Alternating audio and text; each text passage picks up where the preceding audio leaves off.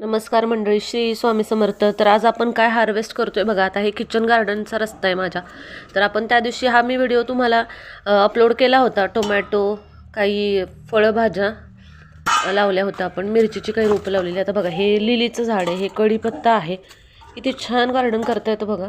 हे कढीपत्त्याचं मोठं झाड आहे आपलं, आणि छोटी छोटी रोपं पण आली आहेत. हे आता ॲलोवेरा आहे, म्हणजे कोरफड आहे.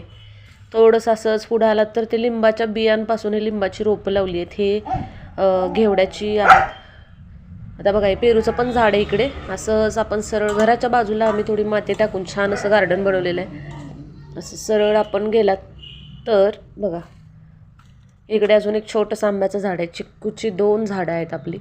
आणि बघा, आज काय हार्वेस्ट करायला आले आपल्या गार्डनमध्ये. काय सुंदर अशा मिरच्या लागल्यात बघा. एकच रोप आहे मिरचीचं, जे पण बिया टाकल्या होत्या मिरचीच्या, त्याच्यापासून ती रोपं बनवली होती. त्या एका रोपाला बघा किती साऱ्या फ्रेश एकदम हिरव्या मिरच्या लागलेल्या आहेत. एकच नंबर. तर बघा, एक झाडापासून आपल्याला किती साऱ्या मिरच्या भेटल्यात आज.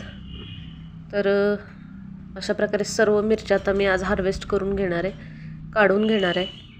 बरेच दिवस झाले, जायला तिकडे वेळच नाही, पण आज गेलो तर बघा, एवढ्या सगळ्या मिरच्या मिळाल्या मला.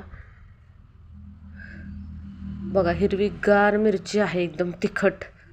तर एकच नंबर. तर बघा, मला एका रोपापासून किती साऱ्या मिरच्या मिळाल्यात. काही लाल झाल्यात, कारण काढायला उशीर झाला आहे. त्या लाल पण मी काढून घेतल्या. चांगले लागतात ते आपण लसणाची चटणी वगैरे करायला. हा इथे आळूची पानं लावली होती, आळूचे गड्डे. हे बघा, कारल्याचा वेल आहे हा. इकडे एक आंब्याचं झाड आहे छोटंसं.